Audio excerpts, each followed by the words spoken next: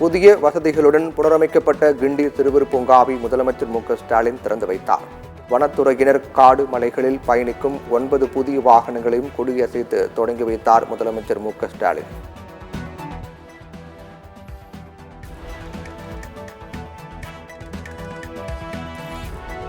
சுதந்திர போராட்ட வீர் தியாகி தீரன் சின்னமலை நினைவு நாளை முன்னிட்டு அவரது சிலைக்கு முதலமைச்சர் மு.க.ஸ்டாலின் மரியாதை. தீரன் சின்னமலை உருவப்படத்திற்கு மலர் தூவி வணங்கினார் மு.க.ஸ்டாலின்.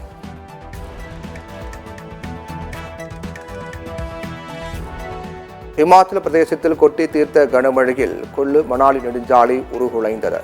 சேதமடைந்த சாலையை சீரமைக்கும் பணிகள் மும்முரம்.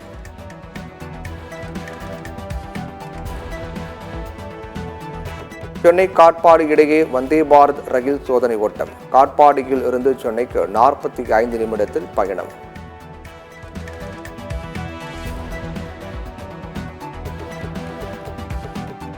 பட்டியலின மக்களுக்கு உள்ஒதுக்கீடு செல்லும் என்ற உச்சநீதிமன்ற தீர்ப்புக்கு எடப்பாடி பழனிசாமி வரவேற்பு. வரலாற்று சிறப்புமிக்க தீர்ப்பு என கருத்து.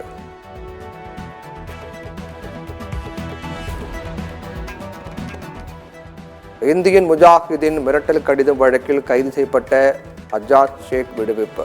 14 ஆண்டுகளுக்கு பிறகு மும்பை சிறப்பு நீதிமன்றம் உத்தரவு.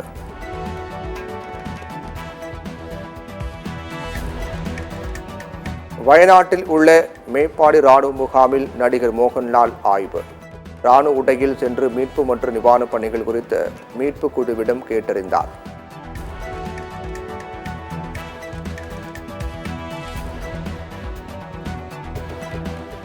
இமாச்சல பிரதேசம் ராம்பூர் சமீத் பகுதியில் தற்காலிக பாலம் அமைக்கும் பணி தீவிரம். மக்களை மீட்க ஆபத்தான நிலையில் பாலம் அமைக்கும் ராணுவ வீரர்கள்.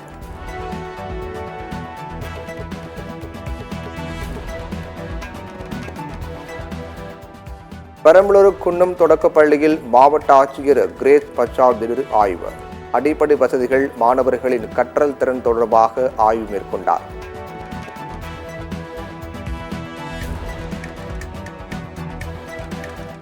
விவசாயத்தில் 6 பருவங்களை மனதில் வைத்து திட்டமிடல் அவசியம். உணவு பாதுகாப்பில் இந்தியா தன்னிறைவு என விவசாய பொருளாதார நிபுணர்கள் சங்க விழாவில் பிரதமர் மோடி பேச்சு.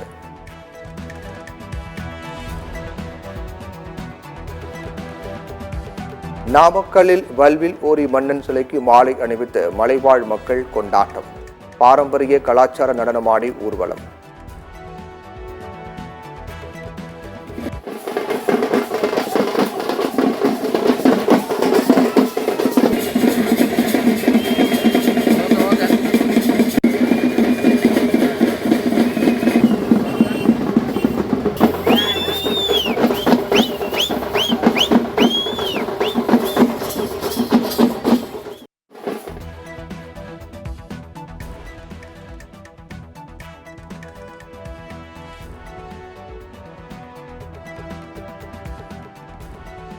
மேட்டூர் அணையிலிருந்து நீர் திறப்பு குறைவு.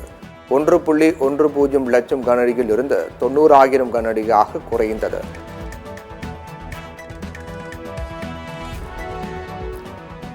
சென்னை கடற்கரை தாம்பரம் மின்சார ரயில்களில் ரத்தால் கூடுதலாக 70 பேருந்துகள் இயக்கம். பல்லாவரத்தில் இருந்து செங்கல்பட்டு கூடுவாஞ்சேரி, தாம்பரத்தில் இருந்து பிராட்வே தியாகராய நகருக்கு கூடுதல் பேருந்துகள் இயக்கப்படுகிறது.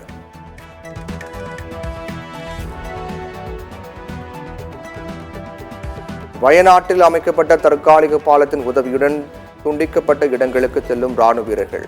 மீட்கப்படும் உடல்கள் மோசமான நிலையில் இருப்பதாக ராணுவ அதிகாரி தகவல்.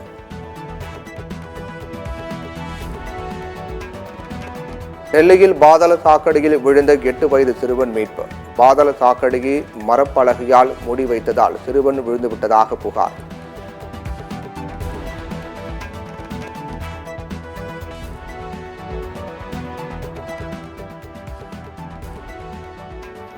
இலங்கை சிறையில் இருந்து விடுவிக்கப்பட்ட 21 தமிழக மீனவர்கள் விமானம் மூலம் தாயகம் திரும்பினர்.